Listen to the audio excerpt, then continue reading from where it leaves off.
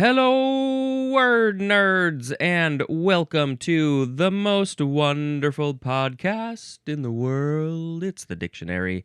I am Spencer, and this is, we got a couple more pre-G episodes consisting of words that were added to the Oxford Dictionary in 2025. I am currently in the June section. They were added in June. And if you missed it or if you don't remember, I shall tell you that after the next episode, you're going to be like, but there's more words that were added to the Oxford Dictionary in 2025. What are those? Where are those? When are you going to tell me about those? Well, I'm going to tell you about them on Patreon. You must join the Patreon for only $1 a month. Very, very cheap. Not only will you be getting episodes very early, but you will also be getting this handful of exclusive episodes where I discuss the words that were added, the rest of the words that were added in 2025, just to Oxford. Okay, let's talk about these words. The first one here today is Bengal cat. 2 words. The B is capitalized. It is a noun, and it is a breed of cat originally developed in the United States by crossing the leopard cat with a domestic cat.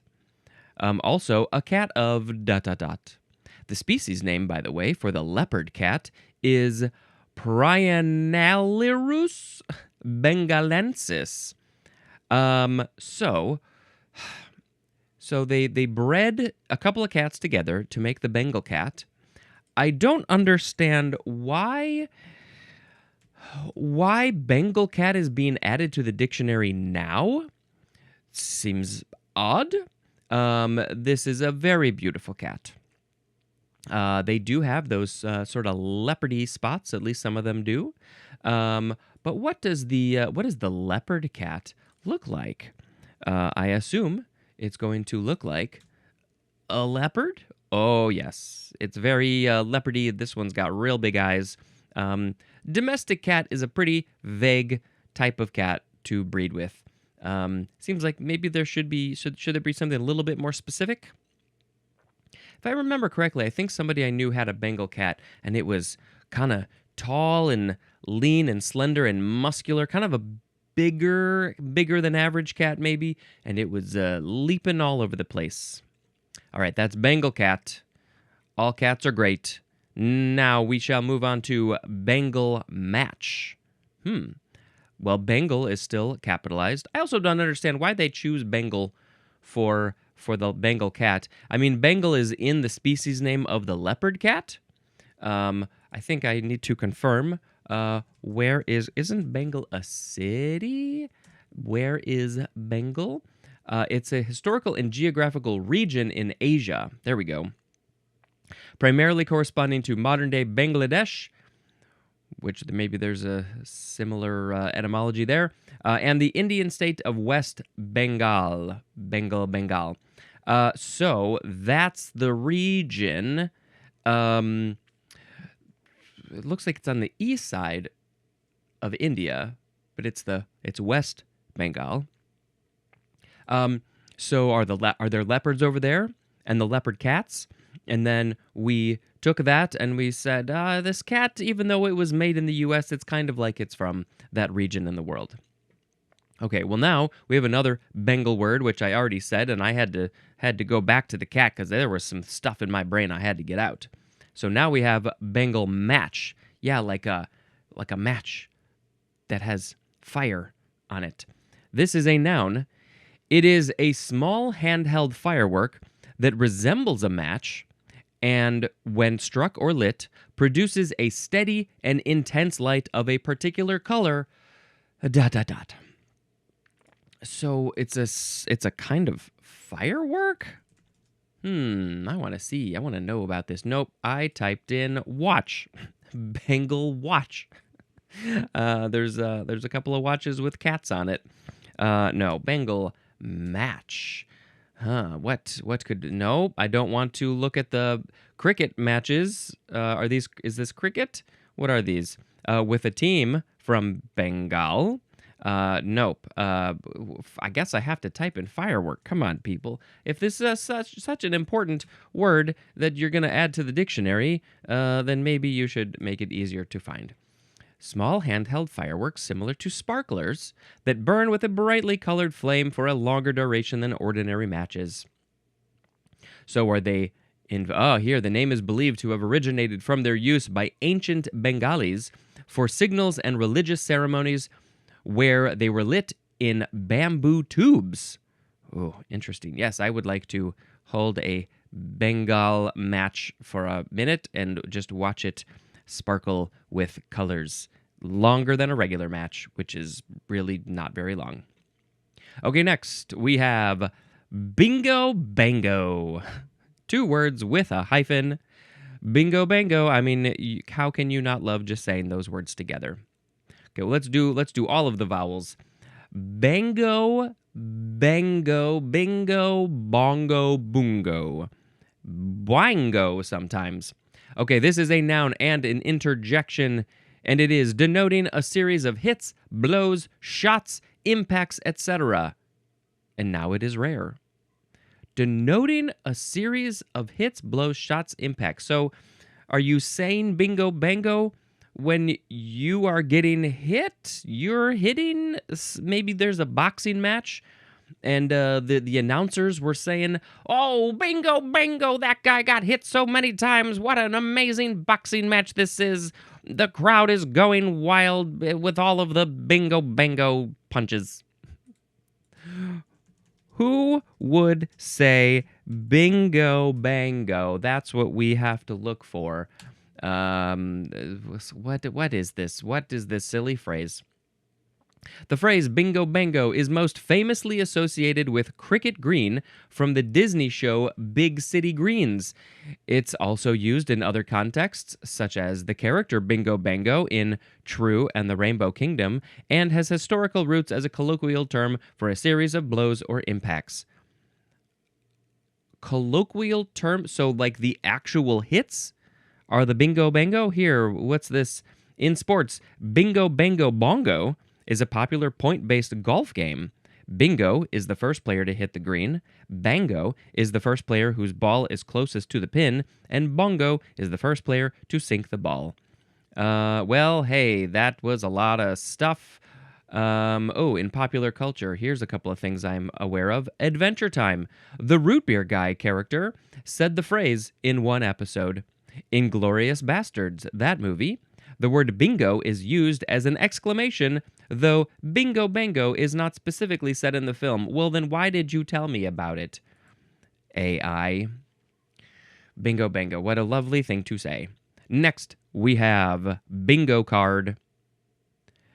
Did this come up at some point? Was this in the March 2025 thing? I remember talking about this at some point. Well, let's talk about it again. This is a noun. It is a card or piece of paper printed with numbers in a grid, which a player in a game of bingo marks or covers as corresponding numbers, ... The rest of the sentence is probably as corresponding numbers are yelled out over a microphone by somebody who is running the game. Recently, we have played a couple of times. We have played Singo at a restaurant. Somebody comes and there's a whole Singo thing where each card has maybe golden oldies songs or 90s hip hop or something like that. And then they'll play the song for maybe 20 seconds or something on the speakers, and then if you have that song on your card, you get to mark it off. It's a much more fun way to play bingo, and they encourage you to cheat because we don't know all of the titles of these songs, and so we have to use an app on our phone to find out what the songs are. It's because it makes it easy that way, because otherwise you wouldn't know, and you would be screwed. So you got to make it a little easier. It's just a fun way to play bingo when you get to sing songs. But it doesn't say anything about, I didn't have human rights being taken away on my bingo card. It's being used in that sort of fun way. Okay, next we have just bingo, capital B. I don't know why it didn't come earlier alphabetically. Does the capital change alphabetization? So, bingo, this is a game in which players dance in a ring. Okay, this is not the bingo that I know of. A game in which players dance in a ring and sing any of various versions of the folk song bingo, and which sometimes include a spelling element. Is this the song with the dog named Bingo? Bingo, Bingo, Bingo, and Bingo Bango was his name-o. Is that the song that you are singing when you are dancing in a ring and spelling things? Maybe. But what did we dance around in a song when we sang that song when I was a child? I don't remember. Okay, next we have bioidentical. Adjective. It's talking about a hormone that has been artificially synthesized, often from a precursor of plant origin, to have a structure said to be identical to that of a ... It's hormones. So identical to another hormone, a type of hormone. They are bioidentical. They are the same biologically. That's that. I don't really know what else to say about bioidentical. All of my hormones are bioidentical to dogs. Okay, next we have bison grass. Bison grass. Noun. Either of two aromatic, sweet-scented grasses of the genus Anthoxanthum, which are used to flavor certain types of vodka. There's a little bit more native to ... I don't know where this is native to. I'm guessing the bison would eat it. There's a handful of bison left in the United States. Maybe other places have bison too.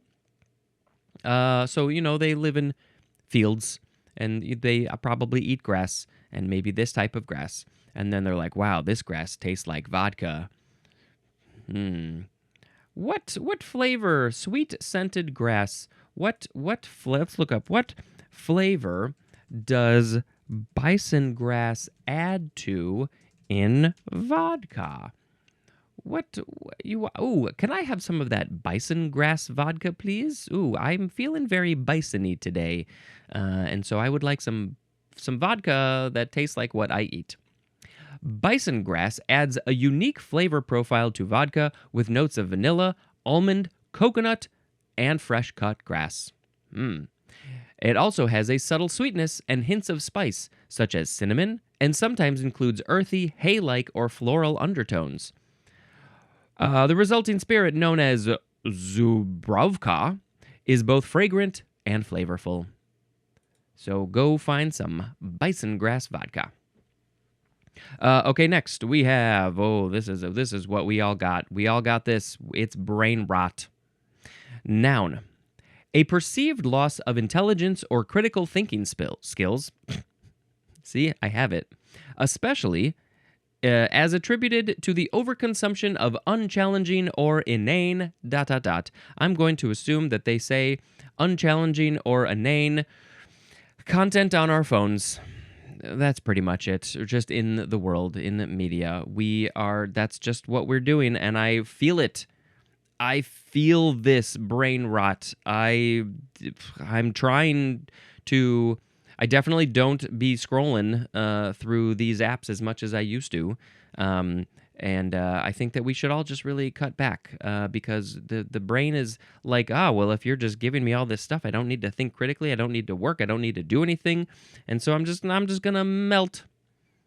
I'm just going to melt away. That's what it feels like. And not to mention it's hurting the eyes too. Staring at these tiny little screens all right here and the computer screens right here. I mean, I got the brain rot. Okay, moving on to brown-bagged. 2 words, adjective. This is of an item, especially a packed lunch or pre-prepared meal. And so this is packed or carried in a brown bag, especially one made of paper. Yeah, so you're talking about, probably your lunch. Do you have a brown-bagged lunch today? That might be how they would say this. Oh, yes, I have a lunch today. I put it in a bag. This bag happens to be brown, so it is very unassuming. This brown thing is made of paper. And so, what is in your brown bagged lunch? Oh, it's vodka. It's bison grass vodka. So just put the. Nobody will ever know what it is if it's covered in brown paper. Brown bagged, brown bagged, brown bagged. Next, we have Bulgarianize. Bulgarianize. Interesting. So this is a transitive verb.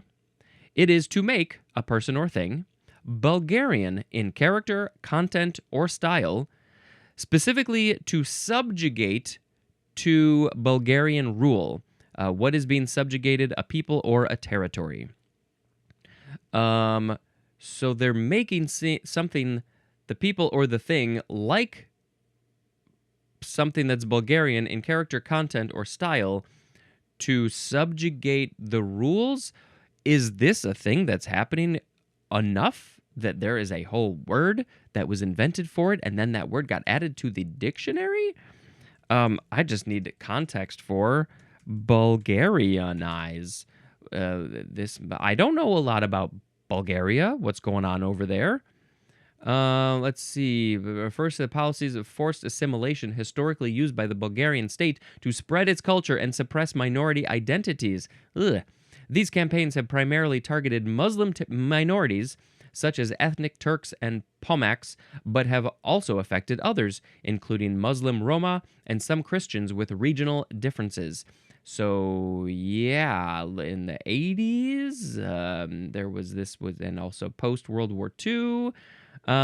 So yes, it's like, hey, we are going to Bulgarianize you because we are very proud of our Bulgarian culture, and we think everything should be Bulgarian. So, but here comes the Bulgarianization. Ah! All right, moving on to that. From that to busy bee. This is a noun. This is the first form. This is a person who is constantly or habitually occupied in a task or activity, a hardworking or industrious person. You might say they are as busy as a bee, which is why now they are a busy bee. I often think of this as somebody who is like all up in your business, in your business, but not necessarily. I would call myself a busy bee in this way, in this always occupied in a task or activity.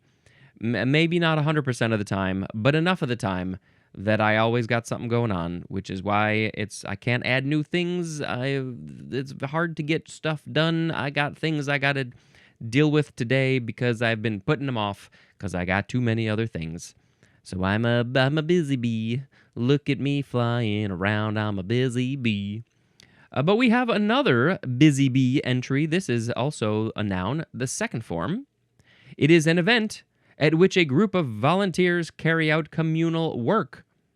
Working bee is another term here. So let's go to the busy bee event where we can do communal work together. Maybe we are planting trees for bees to pollinate. Maybe that would be flowers. The busy bees, do they call it a busy bee because it is filled with people who just need something to do all the time? Maybe. All right, next we have CanCon.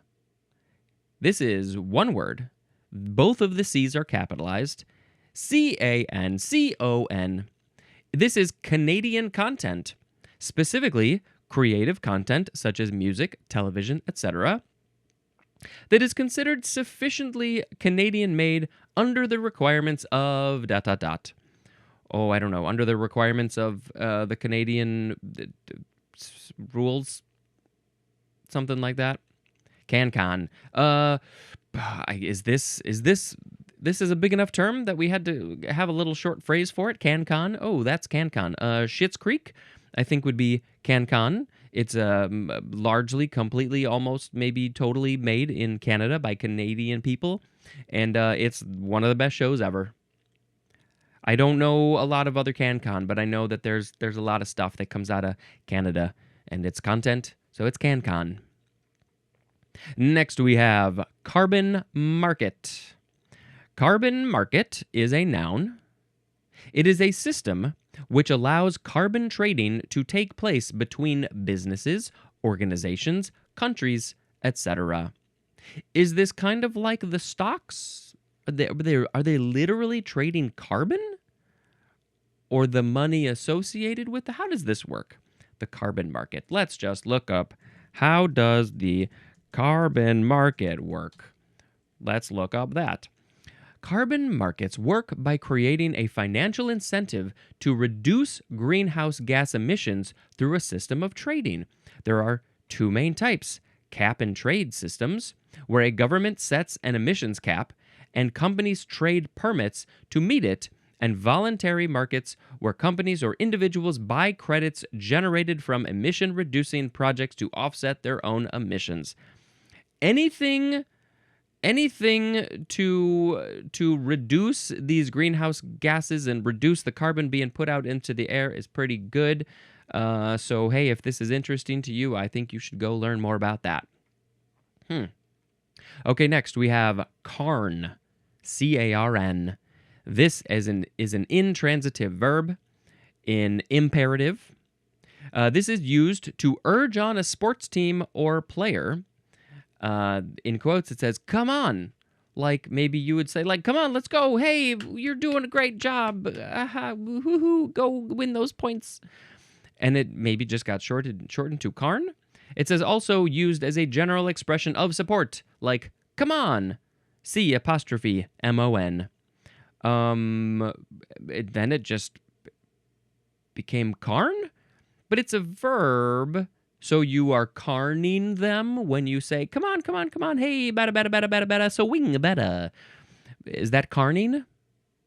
Okay, maybe. Next we have catwalker, noun. Well, of course, this could be somebody who is hired to walk your cat. Your cat really needs a walk. You're gone all day. Your cat is like, I need to go outside on a leash. Please and thank you. Please call up the cat walker. I am ready for a walk. Or maybe you're out of town. Yeah, this is not very common. This, of course, is not what this definition is. But, of course, I think that it should be. I have thought about walking my cat on a leash. I think she would enjoy it. But I have not done that. So, a catwalker is a noun. It is a runway model. Because they're walking on the catwalk. So they're a catwalker. They're walking all like this. They're doing their poses. I would be the best catwalker. Doing my poses. Okay, next we have chaperonin. Is that interesting? Chaperonin, I think, is what this is. It is a noun. It is any of a group of chaperone proteins that typically consist of two stacked oligomeric rings and occur in both ... Something about proteins that are they're like following along with other things. They're proteins. They're like, hey, you guys, you hormones or whoever I'm chaperoning, you can't make out because I'm the chaperone. We're at a dance. So it's chaperonin. Chapel-ronin? Is that her name? Okay, moving on to, how do you pronounce this? Let's just say chayak or chiak. It is a noun. It is a vernacular variety of Acadian French spoken primarily in the southeastern region of the province of New Brunswick in Canada and characterized by ... Let's just look up, what is chayak characterized characterized as. So it's a vernacular. It's a type of way that people are talking in this area in Canada. It's characterized as a contact variety of Acadian French spoken in this area, New Brunswick, that is heavily influenced by and borrows from English. It is a unique linguistic phenomenon that blends the two languages at a lexical, phonetic, and sometimes syntactical level. There's code switching, bilingual speakers from French to English. There's words that were brought in from English.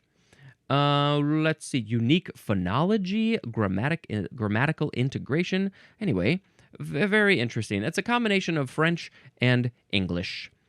Pronounced kind of like chiak, maybe? Okay, next we have, I'm going to assume it's pronounced chicham. I could be wrong. Very likely I am wrong. Oh, by the way, chiak has a capital C, and chicham also has a capital C. So, chicham is an adjective and a noun. It is of, belonging to, or relating to the Aints Chicham of eastern Ecuador and northern Peru, also of belonging to or relating to ... something else. Aints Chicham, Aents, and there's an accent on the E. Are those people? What?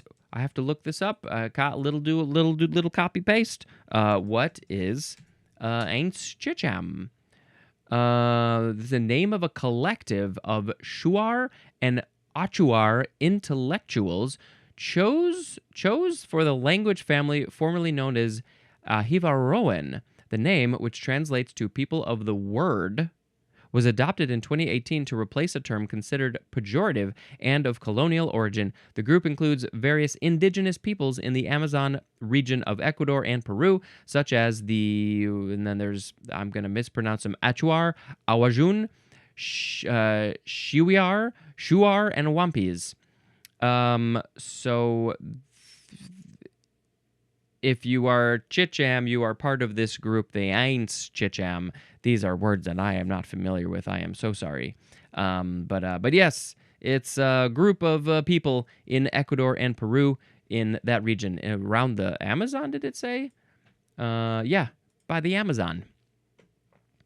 The more important Amazon, the one that is being deforested. Also, we need more...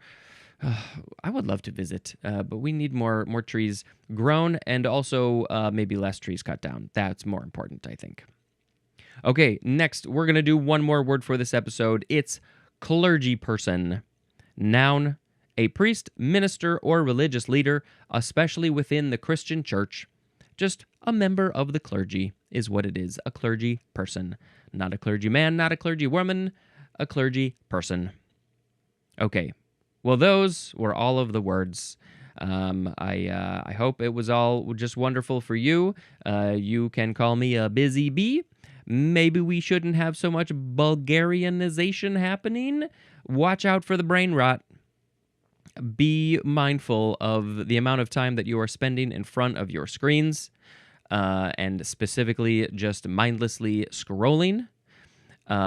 Just try to minimize it is all I say. I'm telling myself that.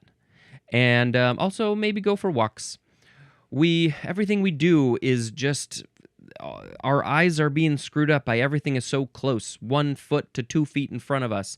But your eyes they need to look far away. They need to use those muscles to be working properly. So go for a walk and look outside for a while. Outside's good. All right, let me tell you about a movie that I watched. What do we got? Perks of Being a Wallflower. I had never seen this movie.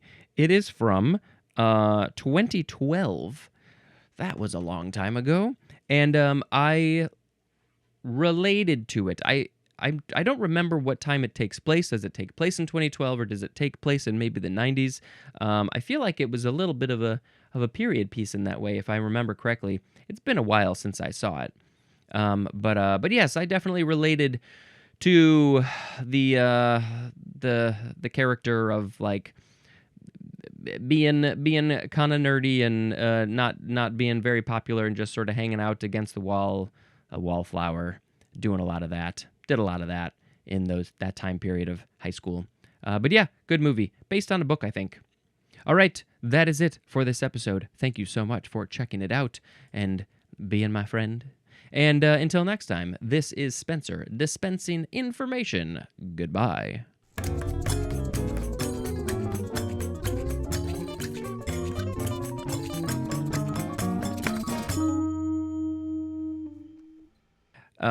Let's fucking start this episode over. This is all sorts of fucked up.